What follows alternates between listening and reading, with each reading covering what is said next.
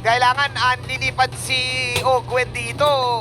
Which is lagi niya naman ginagawa. O fight kung fight, ika nga. Again, this is game number 4 of our Grand Finals. Blacklist International laban sa AP Bren. Magsisimula na agad. Ano bang aasahan natin sa early game? Lamang doon yung Bren at dapat silang magdiin Oo. sa early game talaga. Hindi Yeah. pwedeng magkaroon ng moment na maging idle ang Bren Esports. Yeah. Dahil pagdating ng late game, Claudjela, tapos may Paramis, it's very difficult to fight that. Kumbaga, kung papasok ka sa trabaho, gusto mo tapos agad, early in, early out, nagagawin mo na lahat para yung visor mo, happy na happy. Happy O na. sabi, ang dami mo nagagawa. Oo. Eh pag happy na happy, madami pang itadagdag Oo. na pwede mo pang Oo. gawin. At Totoo least yun. makakauwi ka kagad. Oo. Yun ang maganda doon. Wag Tsaka mo lang- makikita yung potential mo. Huwag mo na masyadong bilisan kasi pag tinapos mo agad, dadagdagan ka ng trabaho. Trabaho. Oo nga, tama. But then again, ang kwento nga nun ay yung AP Bren, they need to get early advantage. Kumbaga, mas early pa dapat sila sa burn. O, tama naman. Tama naman. Kasi yung mga early, usually, basta yun Bird yun. Usually bird yun eh. O, so may kita natin kayo for AP Brand. Kaya naman sila ang una ding na nagro-rotate dito. So, it's really more on the information muna na kanilang inuuna. And Ogwen, very consistent doon. And as expected for Hachi and Renegade, dahil nga naman ang kanilang mga heroes ay level 4 dependent. Hindi ko inakala na someday makikita natin ang bomba na si Renny J at KDA machine ay gagamit ng mga healing galing. Meanwhile, walang healing na magagawa dito. Yun ay sinasabi natin, early first blood. 30 seconds pa lang pala, parang ang dami na nangyari. Pero yung 30 seconds na yun, nakuha ng first blood si Kai. At take note na gamit na rin dito ni Sensui ang kanyang heavy spin. So pwede ditong dumiretso ang AP Brand pagdating dito sa middle objective. Nandito rin si Ogwen para magbigay Oo. ng vision. No contest yata. Yep. Napakagandang tempo play mula dun sa AP Bren to actually go to the XP lane at hindi sila nag-guard dun sa may gold lane. At ang naging resulta nito, uncontested pa yung turtle. Kasi Wow. nga naman, meron din ginawa itong si Feud tsaka itong si Ogwen kung babalikan nyo yung naging laro para yung naging early setup for Blacklist. Medyo naggulo si Ogwen dun sa jungler. Oo Double nga. lane for OHEM. Ito Okay. na. Ang aga. Tinulungan pa siya, tinulungan siya doon sa wave clear. Kahit na na-nerve niya yung wave clear na yan, may bursters doon. Pero guys, gusto ko na sabihin Snowball Martis ay pwede rin mangyari. Kasi si Kyle D, alam mo naman, pag ikaw Martis, gusto mo parang funny yung galawan mo eh. Decimate ng decimate. Oo, makuha mo yung early game. Oo, kailangan mong dumiretso talaga agad. So ito yung sinasabi na expect for AP Brand na sila magiging aggressive pagdating doon sa may early game. Kaya naman si Caltisi din ang lamang pagdating doon sa gold. So si Few, by the way, ang IMG niya is the heavy spin. Ay, tutuloy ata nila to. Pero nag-mortal coil kasi si Kyle doon sa bandang bato. Hindi umabot. Pero poprotektahan ngayon ng Blacklist International ang kanilang orange. Kyle Tizzy. Sobrang confident niya ngayon sa kanyang Martis. Kailangan din talaga no, Wolf? Yep. Very important para sa AP Bren na mag-snowball. At so far, ginagawa naman nila yung mga good steps na yun. Isang bagay na maganda sa Akai kasi parang ang hirap niyang guluhin. Kaso yung Matilda plus Valid, kung sakaling nanggugulo sila, hindi nila mapapatay kahit kailan si Tsui, pero mapaforce nila yung mga spells. Top Tsaka- lane? Renny J. Polado ngayon at ayun, binanata ng stripe. Pinaulanan ng mga bana ni Super Marco. Nakikita natin ngayon na dumidiretso lang din ang AP Brand, 1.2k, 1k gold lead para dito sa ating laban at nakabang na naman yata ang Hive or mga bees dito sa part ng jungle sa purple buff. AP Bren pa rin ang nasa driver's seat at kinokontrol kung kailan mangyayari ang laban. Si Pew ngayon ay merong heavy spin. I-utilize ba to ng AP Bren? Now eyeing the purple. Mukhang ganun rin para sa Blacklist, hintay lang ulit ng Lord Dance. Same situation as they found ng previous game kung saan lugi sila ng 1k pero pagdating ng Lord Dance, make sure lang na may items si Ohe, meron siya 3 items sa si Sensui, nakahabol lang sa levels, Oo. pwede silang sumabay. In fact, yun yung itatry nila ngayon. O parang papasok nga yata. Okay, mula doon si Sensui. Okay, kasama si Renny J na makakawala with the heavy spin, Angela Hardcore. Grabe yung timing ng hardcore doon sa heavy spin. Oo. So bigla na lang tayo nagulat, bigla na lang may retribution para nga kumuha ng picture at merong flash para dito sa Blacklist International. And AP Brand right now ay kailangang sumagot din sa ginagawa ng Blacklist. Top lane! Blazing Duet coming in. Pero nagpa-farm lang muna si Oheb. Agree ako kay Wolf. And Chantel, nabanggit mo din, it's really the late game. Yep. Nahihintayin ng Blacklist International. Pressured ngayon ang Bren on how to finish this as early as possible. Very curious decision mula sa AP Bren na hindi nila binitawan yung turtle knowing na nandun si Sensui at even yung EXP ni Kyle at Sensui. Mas maganda yatang i-punish yung Akai sa ganung moment. Sinubukan Tawagin nila si Irrited pero ayun ang nangyari kahit masyado ng low yung turtle. Yeah. Okay, Oheb, wala doon ngayon. Pasok na yun si Kyle. Kyle TC, kamuntikan makakuha ng kill. Parang hanapin yata nila, sasalubungin yata. Itutuloy pa rin nila. This time, hindi tinitigilan ng AB Bren ang pag-pressure dito sa bandang top lane. Kyle, kalate ang buhay. Nandun si Haji. Umiikot na ngayon si Sensui pero lumipad si Kyle with a guiding wind ng Beyblade. Si Few at si Sensui. Few tumatakbo ngayon. Binabanatan ng Blacklist International. Okay, nakita natin na nag-flicker doon si Few ng moment na yun. The Blacklist International, alam nila mag-retaliate. Uy! Uy, wala din diretso ba yan sa may middle lane? Laban pa rin daw. Tuloy-tuloy pa rin pero may Nether Realm. Magpipig lang muna ang AB Bren.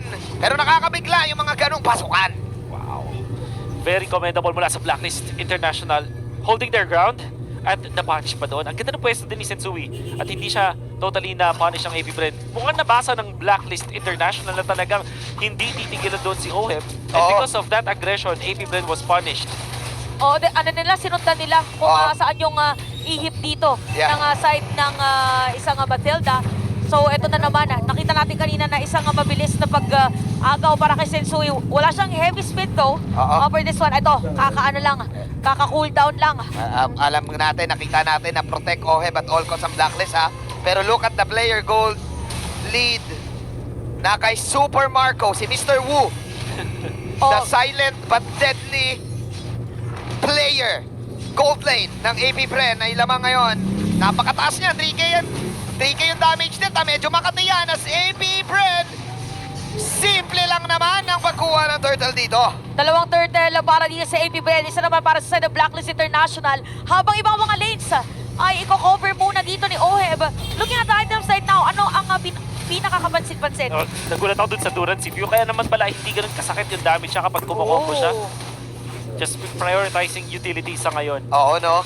Lahat siguro ng damage ng AP Bren are going to rely on Super Marco. Oo. And itong Hunter Strike choice para kay Kyle TZ. Parang sinabi nila, sige, mag-i-invest kayo ngayon kay Oheb na kay Super Marco naman kami. Kaya pala sinasama na rin nila si Super Marco, ayun si Fio at saka si Super Marco. Lagi nang magkadikit ngayon. So ibig sabihin ba nito for Blacklist International, isasama na nila si Oheb sa teamfight or mamaya pa? Yep, kailangan nila. Like I said, First Lord, yun yung magiging critical sa Blacklist. Nakita nga lang natin though, para sa AP Bren, kung ano yung straight up na way nila para manalo ng mga Lord fights or mga objectives, neutral objectives.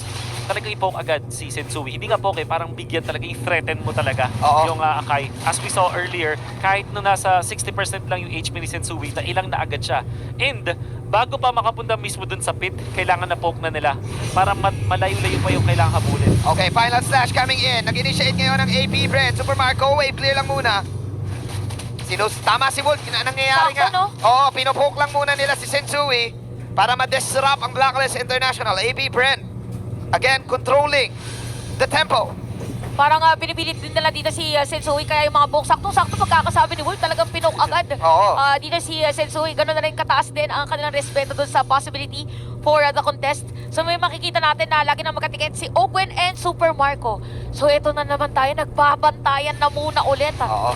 Lahat ng almost same na mga roles dahil nagpe-prepare na 10 segundo bago ulit mag-spawn ang unang Lord. Napaka-importante nito para sa mga goal lanes para din makapag-set ng tempo ka ng mga kakampi. Sumubok ang AP Bren. Hugunin si Edward. Edward, makakawala.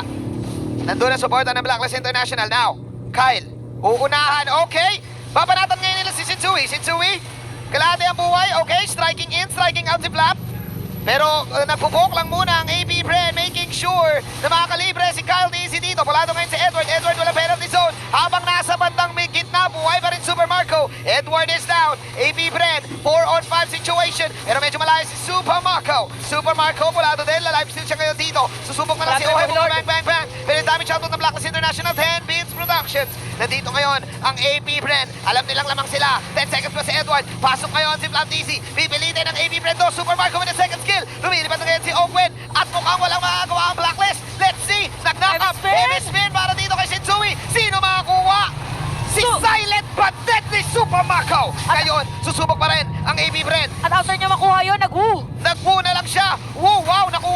Edward. Ngayon itutuloy pa rin ang side ng AB Brendo. Ngayon, ibubuhos nila lahat. Pero makakuha si OM ng kill. This time, tuloy-tuloy pa rin. Flap Daisy, susubok. Pero ngayon, orange lang muna. Super Marco, free-hitting pa rin. Puppets on the string. Walang madided si OM lang. AB Bren, ano yung sinabi ni Super Marco? Ooh! After na nga nakita natin yun na 2K ang kanilang gold lead, ano nga ba talaga ang pinaka nangyari para sa AB Bren and even Blacklist International habang sumisira ngayon ang Torres sa Mehmet? Anong nangyari? Well, yun nga, napong nila doon si Edward, pati na rin si Sensui, at hindi na titigilan sa ngayon. Sobrang crucial nung ginawang in-out ng AB Bren, pati na rin yung paghatak nila doon sa agro ng Lord papunta sa side nila.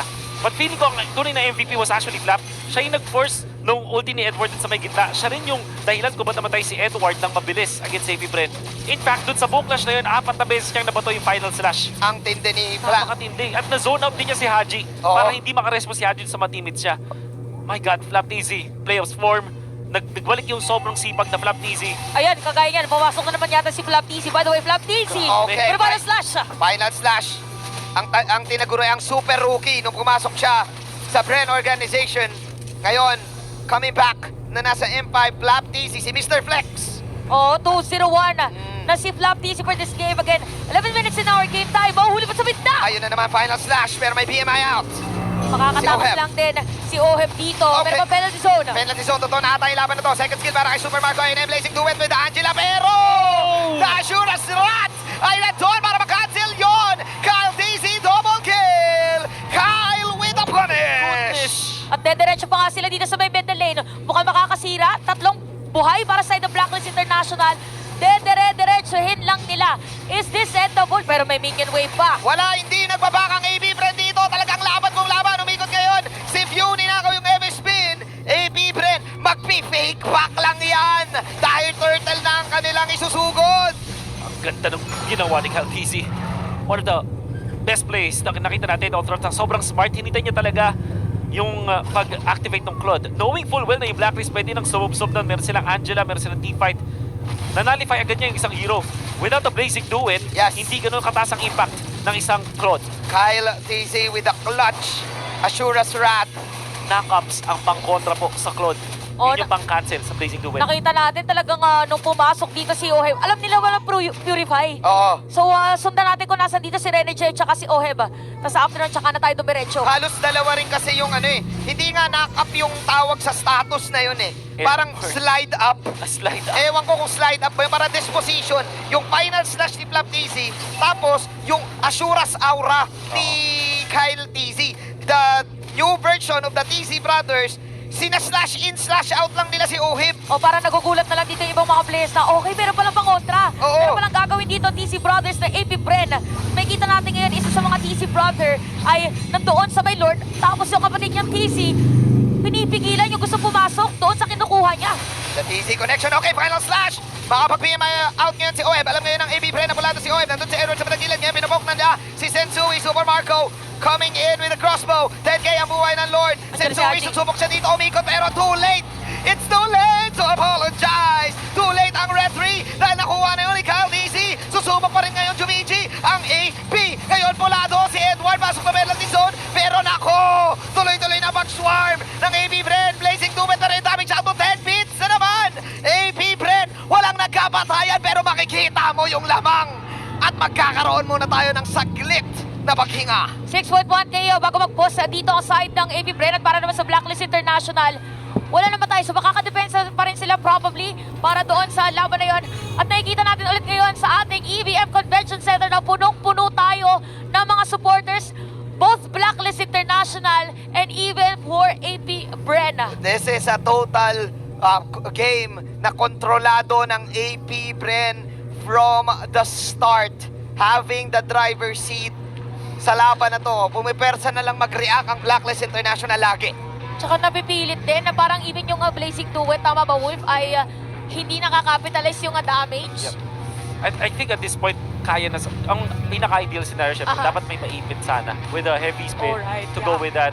And in all due fairness, parang yung ginagawa talaga dito ng AP Bren, yung sinabi natin na dapat na ideal scenario for them. Poke muna agad si Sensui para talagang makakuha sila ng magandang damage output at mas magandang positioning, and biglang napupunta sa point na yung pasok doon ni OM hindi na yung pinaka-ideal na scenario. Kasi nga, napapilit na gamitin agad yung heavy spin. Okay, then yun nga parang instead of heavy spin retry, ang makikita natin, na-poke na ng na-poke. Oh, ito, makikita na naman natin sa mga napopoke din ng camera natin dyan. Kaya habang inantay natin yung ating laban for this one, titignan muna natin yung ating mga kasama dito sa ating venue. So for Blacklist International, for AP Bren, pwede lang i-internalize ngayon. Bagong meta yun Brent code. Blacklist Brenda Code. Bagong meta yan, boss ha. Dahil after this championship, guys, huwag natin kakalimutan na yung dalawang kupunan na naglalaban ngayon, sila ang magre-represent sa atin sa M5. And we have H2O in the Yun! house! Yun! And Yaoi as well. Sinusuportahan of course ang kanilang old teammate na si Renegade. Aba, kasama pa nila si Midnight. Oo nga pala. Kala mo naman talaga, Midnight. Pili ko kailangan mag-TikTok kasama si Midnight. Ay, oo. Mamaya Coach eh. nila kasi dati si Midnight. Tama. Kaya nila mag-wow kasama si Midnight. Oo, mamaya pagka nahagip ulit Oo. ng camera. Alright. Hinga lang muna tayo. Oh, best of 7. Meron pa nagmamanifest na game 7 daw. Oo, si Mr. Ray Ash. Kung handa naman kayo, may kita natin mga supporters from AP Bren as well. Oo, napakadami niyan. May pamilyar nga ako nakikita na nasa AP Brand na eh.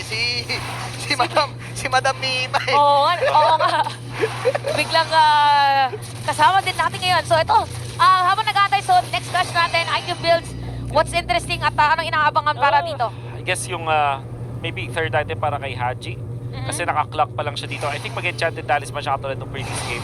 Kailangan din yung damage output niya. Parang siya yung kasabay ng Angela Claude. This point kasi kailangan mo ng magic kasi puro mga armor yung na-build up dito ng AP Bren. Oo nga, dalawang blade armor. Ito na ang Lord para sa ating laban. This is the second Lord of the game. Dadaan sa middle lane. Okay. At mukhang pipilitin ngayon ng Blacklist International na dumepensa. Oo, inactivate na yung crossbow. At ang sakit talaga ng damage output ng crossbow, pare. Tumutunaw lahat kay Super Marco. At Kyle will finish off the tower. Kyle, Bottom lane. Gwen, haharap. Nandun si Flap. Dumidepensa na lang ngayon si Edward. Edward, penalty zone. Didepensa muna ngayon ang side ng Blacklist International. Pero makatay na talaga si Silent Gold Laner Super Marco. Ten.